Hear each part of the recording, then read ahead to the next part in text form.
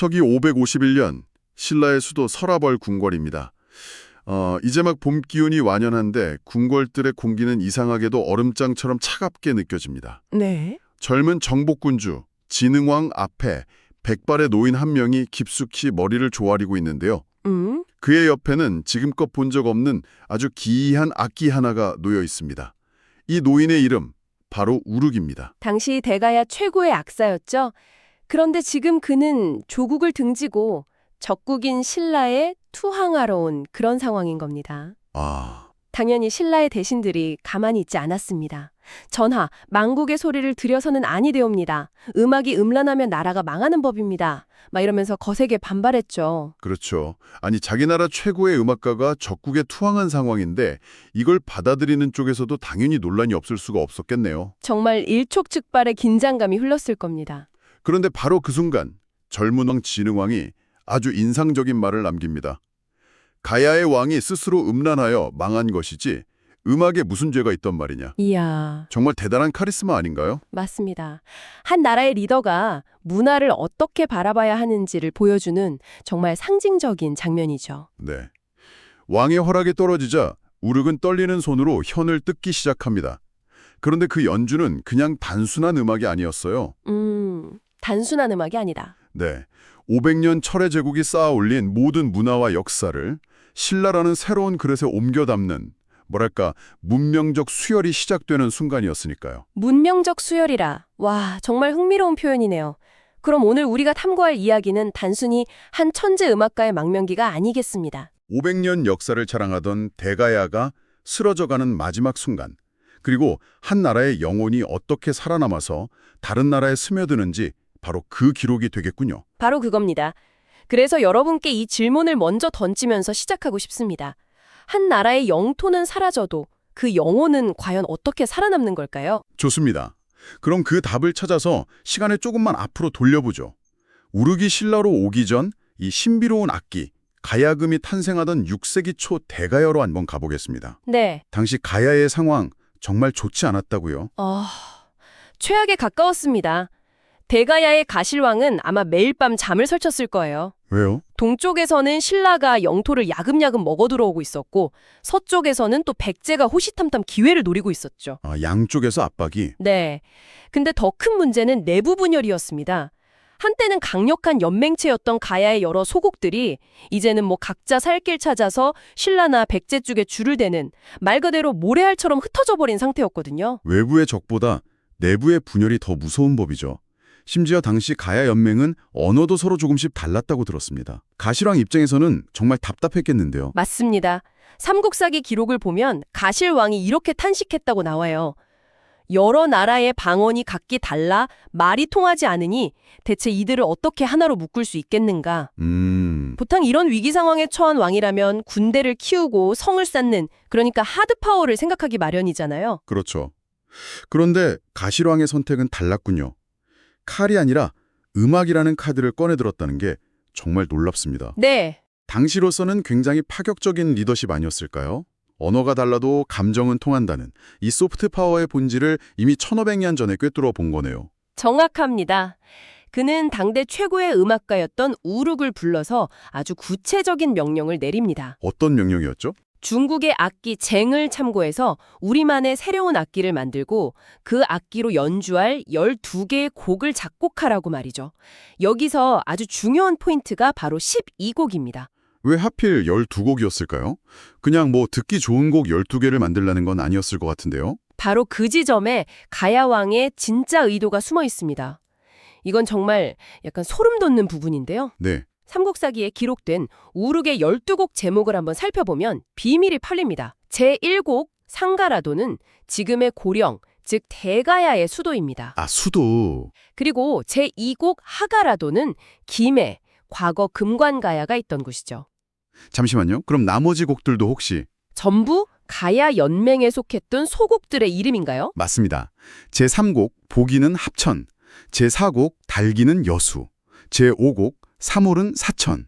이런 식으로 12곡의 제목이 전부 당시 가야 연맹의 주요 소곡들 이름하고 정확히 일치합니다. 와. 이제 그림이 그려지시나요? 이건 단순한 노래 모음집이 아니었던 겁니다. 아, 이제 알겠습니다. 이건 소리로 만든 가야 연맹의 통합 지도였군요. 그렇죠. 12개의 흩어진 나라들을 음악으로나마 하나로 묶어보려고 했던 거네요.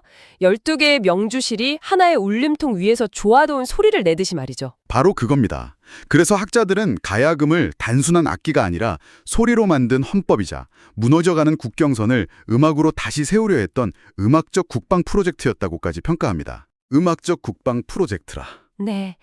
칼이 아닌 소리로 나라를 지키려 했던 정말 처절하고 아름다운 시도였죠. 하지만 그토록 절절했던 음악의 힘으로도 역사의 거대한 흐름을 막을 수는 없었습니다.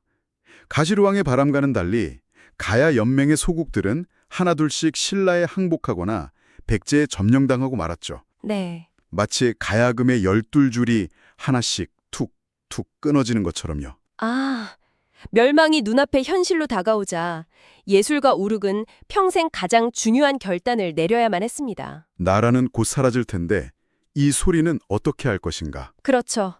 그는 결국 조국 대가야를 버리고 적국인 신라로 넘어가는 망명을 선택합니다. 이게 참 어떻게 보면 조국을 버린 배신자처럼 보일 수도 있을 것 같아요. 하지만 그 이면을 들여봐야겠죠. 우룩의 진짜 속내는 뭐였을까요? 이것은 비겁한 도피나 배신이 아니었습니다. 오히려 예술가로서의 무서운 사명감에 가까웠죠. 사명감이요. 네. 우룩은 직감했던 겁니다. 나라는 이미 가망이 없다.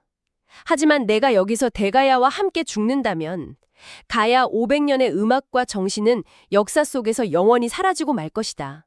소리만은 살려야 한다. 자신의 목숨보다 자신이 평생 일궈온 예술, 그리고 그 예술에 담긴 조국의 정신을 지키는 것이 더 중요하다고 판단한 거군요. 네. 그래서 제자 니문과 함께 가야금을 둘러맨 채 국경을 넘은 거고요. 가야 문화의 정수를 보존하기 위한 정말 처절한 사투였네요. 그리고 앞서 이야기했듯이 신라의 진흥왕은 이 망명객의 천재성과 그가 가져온 문화의 가치를 단번에 알아봅니다. 네. 그는 우룩을 받아들여서 지금의 중주 지역에 살게 하고 신라 최고의 엘리트 관료였던 계고, 법지, 만덕 이 세 사람을 보내서 직접 가야금을 배우게 하죠.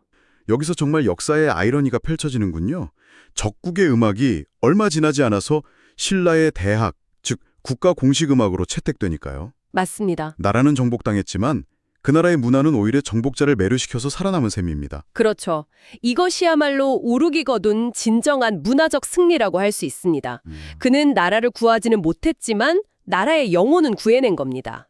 우룩이 그렇게 가야의 소리를 신라 땅에 성공적으로 이식한 지 10여 년이 후른 서기 562년, 마침내 대가야의 운명을 결정지을 마지막 날이 다가옵니다. 네. 신라의 명장 이사부 장군이 이끄는 대군이 대가야의 숨통을 끊기 위해 침공을 개시한 거죠. 이 최후의 전쟁에는 아주 특별한 인물이 선봉에 섭니다. 바로 15살 혹은 16살에 불과했던 화랑 사다함입니다. 16살이요? 네.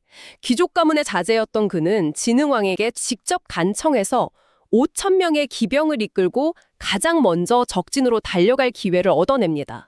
16살 소년이 5,000명의 기병을 이끌고 전쟁에 선봉에 섰다니 정말 영화 같은 이야기네요. 철의 나라 대가야도 필사적으로 저항했을 텐데요. 물론입니다. 대가야는 고령의 험준한 산성에 의지해서 격렬하게 저항했죠. 철의 나라답게 병사들은 단단한 갑옷과 무기로 무장하고 있었고요. 네.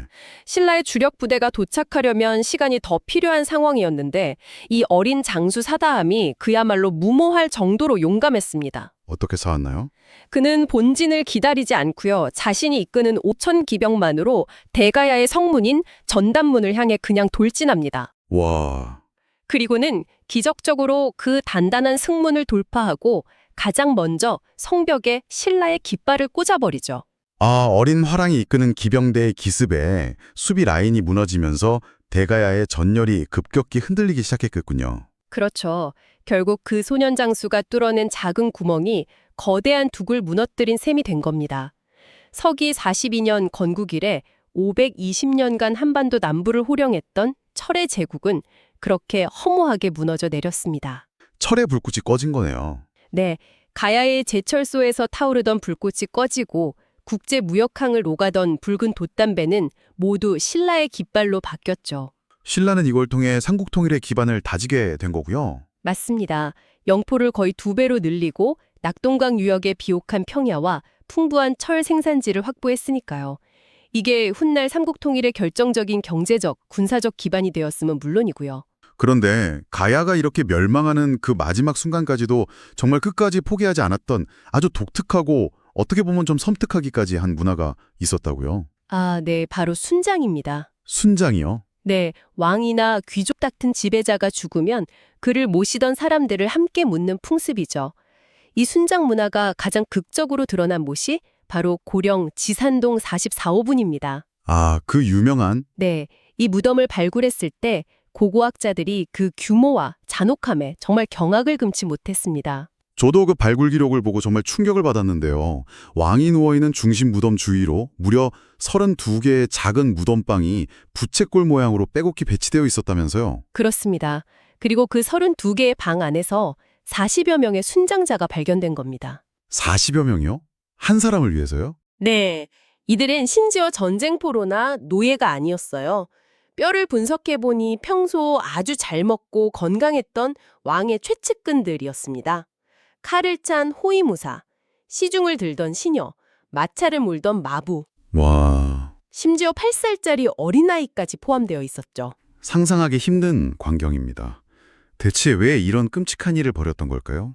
가야인들은 사후 세계에서도 현세의 삶이 그대로 이어진다고 굳게 믿었습니다.